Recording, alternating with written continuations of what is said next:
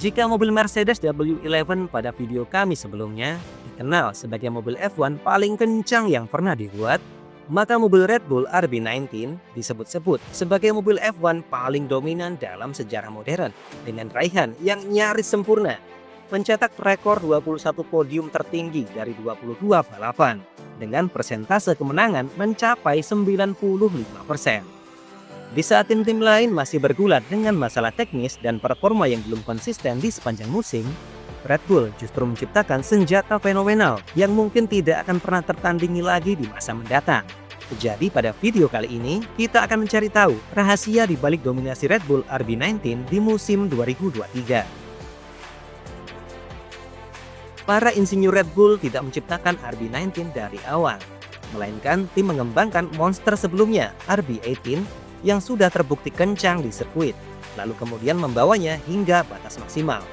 Dan jika berbicara tentang perjalanan legendaris Red Bull selama semusim di tahun 2023, ada sejumlah faktor yang membuat RB19 sulit dikejar oleh lawan-lawannya.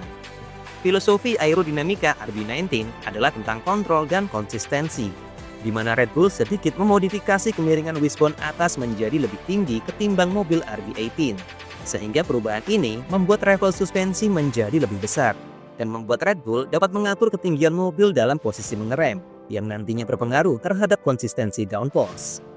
Jadi ketika mengerem, mobil F1 akan menukik ke depan karena efek load transfer atau perpindahan massa mobil ke depan. Namun jika sudut menukiknya terlalu tajam, maka front wing akan terlalu dekat dengan permukaan aspal atau membuat mobil sedikit nungging, yang berakibat mengganggu aliran udara yang masuk ke bawah mobil dan underfloor.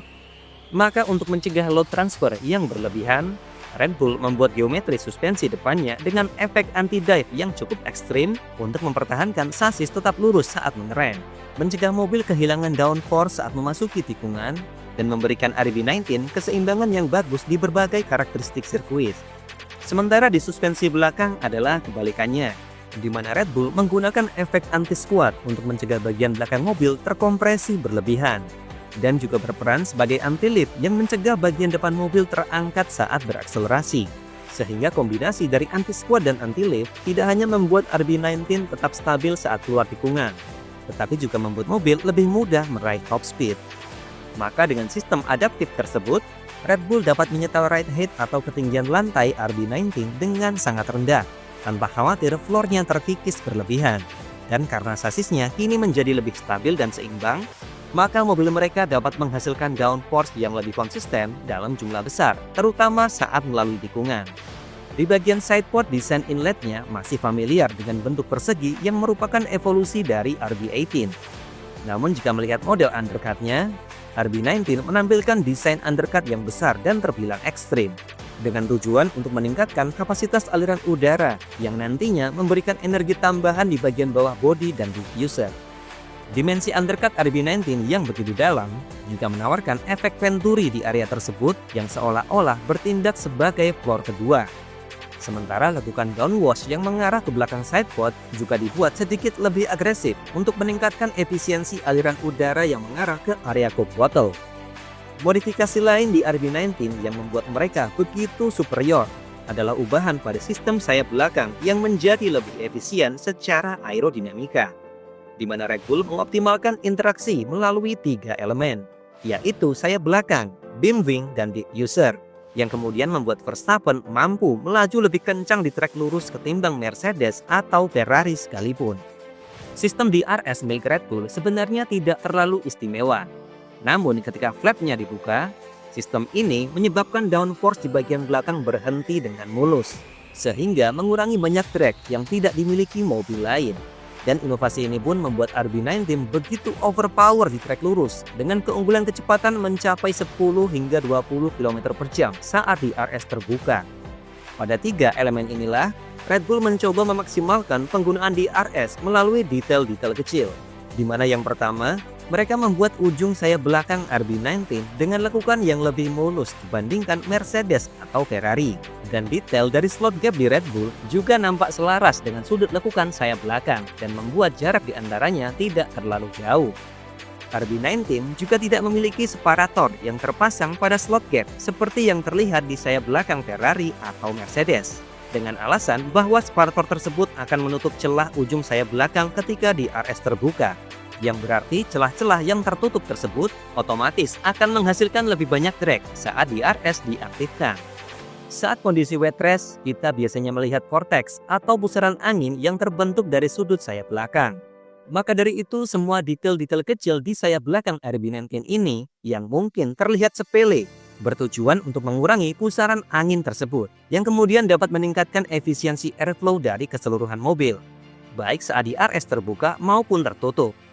Detail kedua yang dirombak Red Bull adalah mengubah desain elemen beam wing, di mana pada awal musim, mereka menggunakan desain flat beam wing bagian atas yang terlihat lebih besar dan lebih agresif ketimbang tim-tim rival.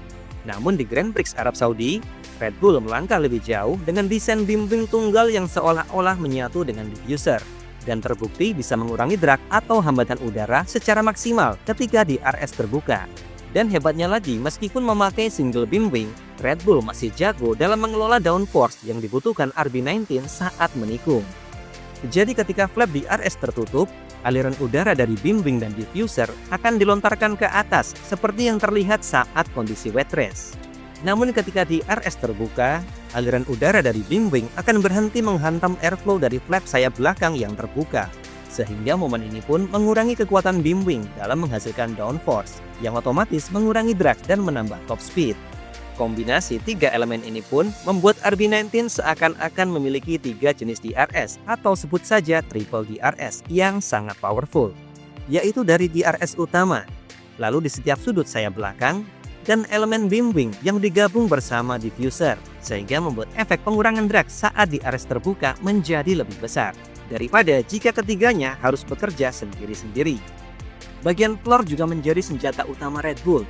Bahkan ketika FIA mewajibkan ketinggian floor yang naik menjadi 15 mm, RB19 tidak mengalami penurunan apapun, di mana tim mampu beradaptasi dengan mulus melalui desain floor yang menampilkan elemen vortex generator dan beberapa winglet kecil yang sangat detail di bagian tepinya. Sedangkan di bagian underfloor, lantai RB19 seperti yang terekspos di Grand Prix Monaco, detailnya sangat rumit dengan kontur yang tak terbayangkan oleh banyak orang. Dan disinilah perbedaan terbesar antara underfloor Red Bull dengan tim-tim lain, yang terlihat memiliki lebih banyak struktur dan pahatan yang sangat kompleks, terutama di area diffuser. Bisa dilihat jika underfloor RB19 memiliki sudut vertikal di permukaan diffuser yang disebut peak point. Peak point ini membantu meningkatkan distribusi tekanan udara dengan cara yang terkendali.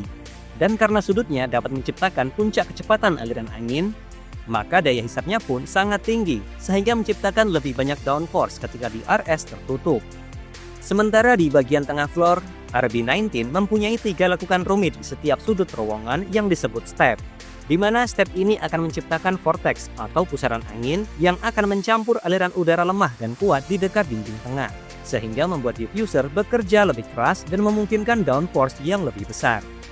Red Bull juga mengoptimalkan distribusi bobot mobil, di mana mereka mampu membangun RB19 dengan center of gravity rendah yang membantu meningkatkan keseimbangan dan grip saat menikung.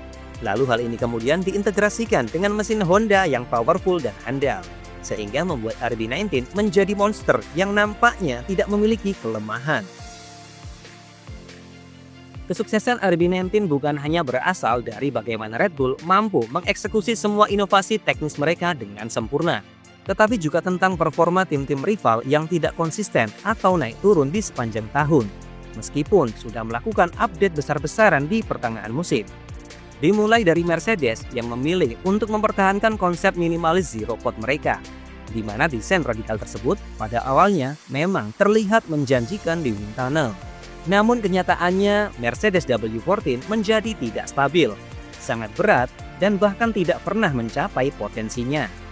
Menyadari kesalahan tersebut, Mercedes pun insaf dan membawa perubahan besar di Grand Prix Monaco dengan kembali memakai sidepod konvensional, bersama dengan update suspensi dan floor baru sebagai konsekuensinya. Tetapi sayang perubahan ini tampaknya datang terlambat, sebab Mercedes masih kesulitan untuk memaksimalkan performa W14 dan tetap tidak mampu mengimbangi stabilitas RB19.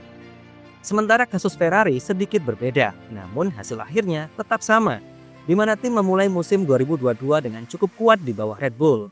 Namun di musim berikutnya, Ferrari SF23 memiliki setup window yang sempit, Sehingga pilihan gonta-ganti settingan mobil yang sempit bisa membuat SF23 sulit dikemudikan. Jadi sama seperti Mercedes, Ferrari pun menyadari jika gapnya dengan Red Bull sudah terlalu jauh dan mustahil untuk mengejarnya dalam waktu singkat.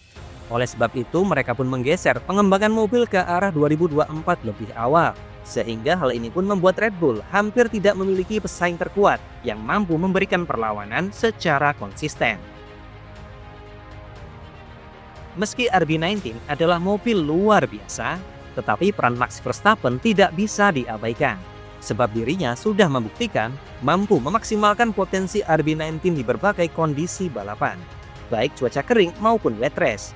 Dan jika boleh dibilang, Red Bull RB19 kemungkinan besar tidak akan mencapai performa sedominan itu jika drivernya bukan Max Verstappen. Verstappen adalah satu-satunya pembalap F1 di musim 2023 yang selalu finish di podium, terus-menerus mencetak poin di setiap balapan, meraih 19 kemenangan dari total 22 balapan, memimpin lap terbanyak di sepanjang musim, dan sukses mencetak berbagai rekor lainnya, tanpa henti dan tanpa celah bagaikan robot. Jarak poinnya dengan Sergio Perez di tempat kedua dan keunggulan rata-rata di kualifikasi dengan rekan setimnya itu yang mencapai hampir setengah detik, mungkin sudah cukup menjelaskan seberapa bagus Verstappen, agresif namun presisi, serta kemampuannya dalam mengelola ban dengan sempurna dan mempertahankan tempo secara konstan, membuat Verstappen hampir tidak tersentuh. Ketika pertama kali muncul dari balik garasi, aura haki raja yang sangat intimidatif dan superior dari RB19 tentu saja membuat tim-tim lain merasa jiper. Dan alasan dibalik bangkitnya aura Haushoku mobil Red Bull tersebut adalah sang inovator desain Adrian Newey yang sekali lagi menunjukkan jika dirinya adalah salah satu desainer mobil F1 terbaik dan pantas dijuluki avatar di F1.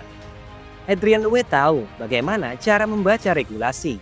Dan sang avatar juga tidak hanya bisa menebak kemana arah pengembangan mobilnya, tetapi juga bisa memprediksi bagaimana tim-tim lain akan gagal. Itulah sebabnya Red Bull bisa mengantisipasi berbagai masalah di mobil ground effect mereka, sementara tim lain masih mempelajari regulasinya. Jadi walaupun Red Bull mendapatkan hukuman pengurangan jatah tes aero sebesar 10% karena melanggar budget cap, nampaknya hukuman tersebut tidak terlalu mengganggu ritme pengembangan mobil mereka.